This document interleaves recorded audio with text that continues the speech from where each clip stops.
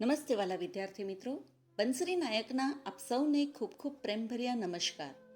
આજે આપની સમક્ષ હું લઈને ઉપસ્થિત થઈ છું ધોરણ 12 ગુજરાતી વિષય સેકન્ડ લેંગ્વેજ લેસન નંબર 18 અઘરો દિવસ, જેના લેખક અહીં જે છે વેણીભાઈ પુરોહિત.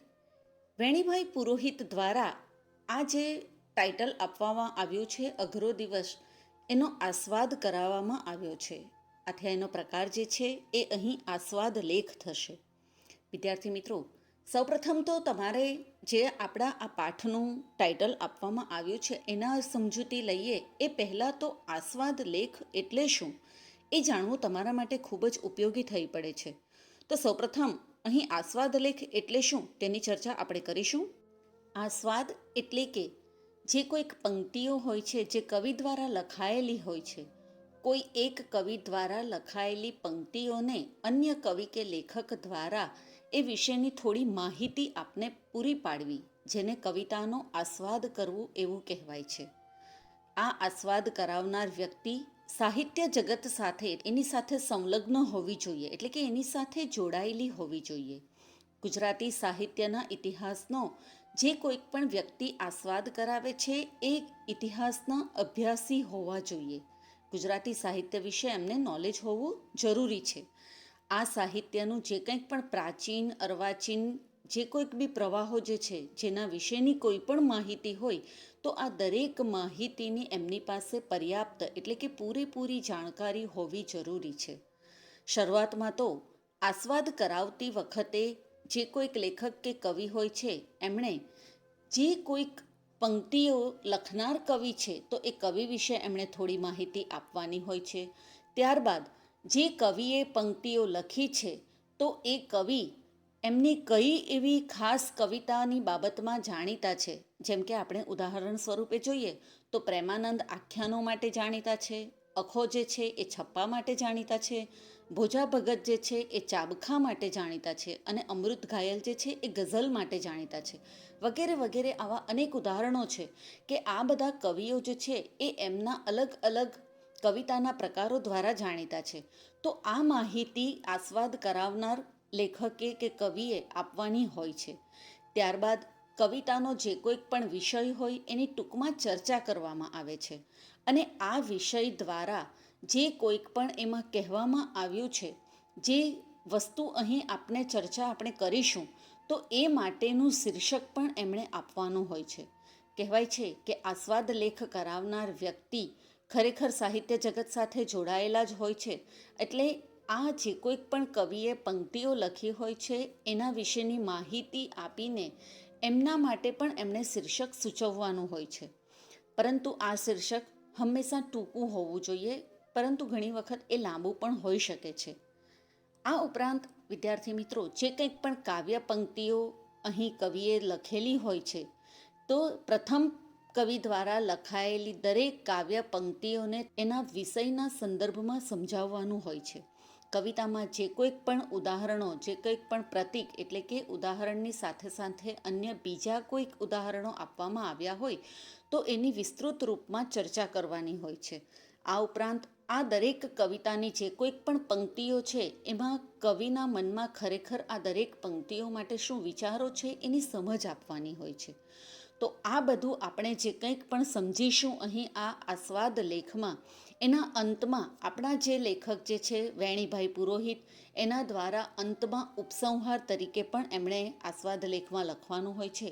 ઉપસંહાર એટલે આપ સૌ કોઈ જાણો છો કે જે કંઈક પણ આપણે ચર્ચા કરી છે એ દરેકે દરેક ચર્ચાના ભાગરૂપે અંતમાં શું કન્ક્લુઝન આવે છે જેને આપણે ઉપસંહાર તરીકે ઓળખીએ છીએ, તો આ ઉપસંહારને પણ એમણે લખવાના હોય છે. તો વિદ્યાર્થી મિત્રો, અહીં જે તમને અઘરો દિવસ શીર્ષક હેઠળ જે આસ્વાદ લેખ અહીં કવિશ્રી વેણીભાઈ પુરોહિત દ્વારા કરાવવામાં આવ્યો છે, તો આ વેણીભાઈ પુરોહિત દ્વારા જે આસ્વાદ લેખ લખવામાં આવ્યો છે એ દયારામ રચિત એક કાવ્ય જે છે તેના દ્વારા અહીં એમણે એમના કાવ્યનું અહીં આસ્વાદ લેખન આપ સૌને કરાવ્યું છે. દયારામ એ ગરબીના ખૂબ જ જાણીતા એવા આપણા મધ્યકાલીન ગુજરાતી કવિ છે કે એમણે રચેલા જે કંઈક પણ ભજનો જે છે, જે કંઈક પણ એમણે પદ રચ્યા છે એ મોટે ભાગે કૃષ્ણ ભક્તિને લગતા જ પદો જે છે. દયારામનો અહીં જો આપ સૌને ટૂંકમાં પરિચય આપીશ તો દયારામનો જન્મ 16 ઓગસ્ટ 1777 એટલે કે 1777માં નર્મદા નદી કિનારે આવેલા ચાણોદમાં થયો હતો. તેઓ નાગર બ્રાહ્મણ જાતિના છે. આ ઉપરાંત તેમણે કહેવાય છે કે 1858માં વૈષ્ણવ સંપ્રદાયમાં જોડાઈને ટોટલી એમણે પૂરેપૂરી કામગીરી આ જ પંથમાં એમણે બજાવી છે. તો વિદ્યાર્થી મિત્રો, દયારામ લિખિત જે કંઈક પણ આ કાવ્ય જે છે એ કાવ્યને અહીં શ્રી વેણીભાઈ પુરોહિત દ્વારા જે આસ્વાદ લેખ અહીં આપને કરાવવામાં આવ્યું છે તો એનો રસાસ્વાદ આપણે હવે માણીએ.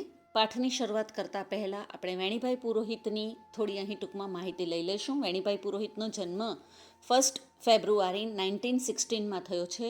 એમનું અવસાન થયું છે 3 જાન્યુઆરી 1980.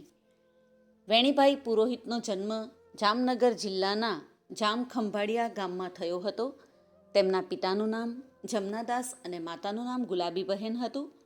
તેઓ સંત ખુરશીદાસના ઉપનામે પણ લખતા હતા. આ સિવાય વિદ્યાર્થી મિત્રો કહેવાય છે કે અખા ભગતના ઉપનામે પણ એમણે જે કંઈક પણ એમના કાવ્યો જે છે એ લખ્યા છે.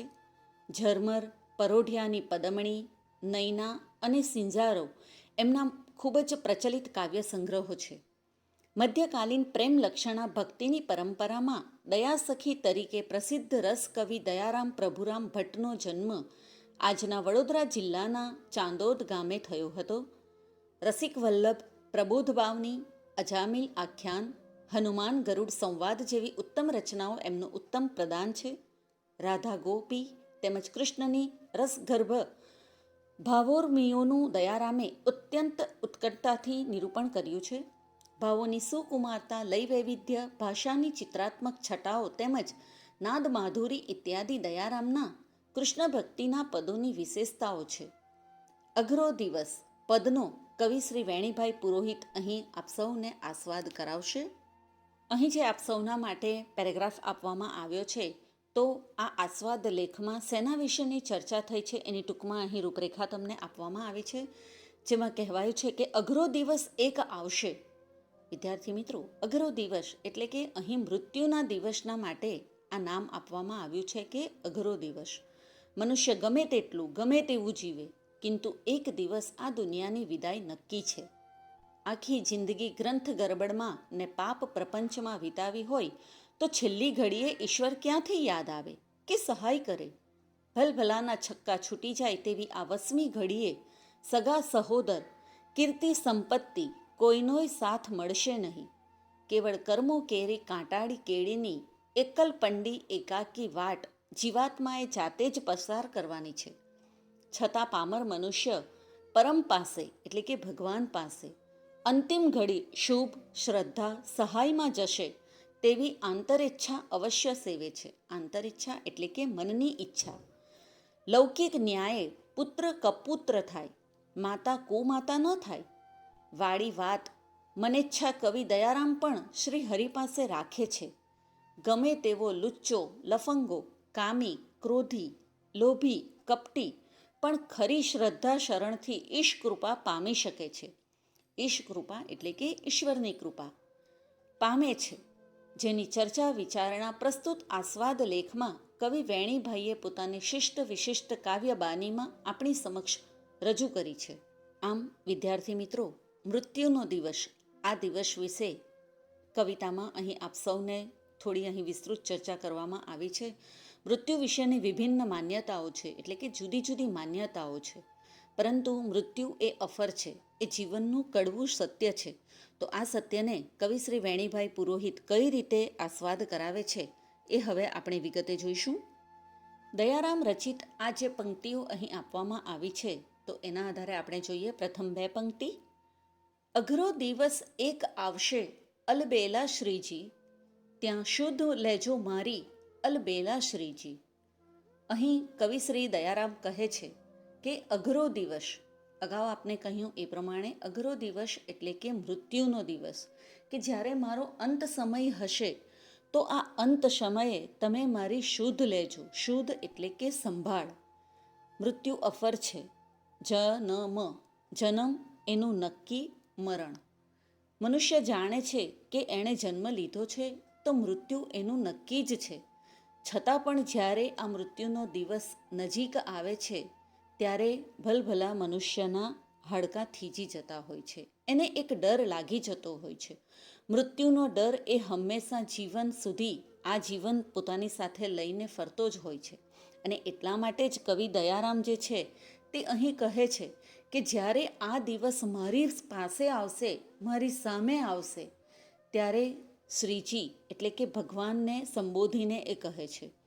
દયારામ જે છે એ કૃષ્ણના ખૂબ જ ભક્ત હતા અને કહેવાય છે કે રાધા અને કૃષ્ણના જે કંઈક પણ પદો એમણે રચ્યા છે તે એમને ઉદ્દેશીને જ લખ્યા છે. અને એટલા માટે જ તેઓ અહીં આ અઘરા સમયે પણ પોતાના શ્રીજીને યાદ કરે છે અને કહે છે કે આ દિવસ જ્યારે આવશે ત્યારે તમે મારી શુદ્ધ એટલે કે સંભાળ લેજો.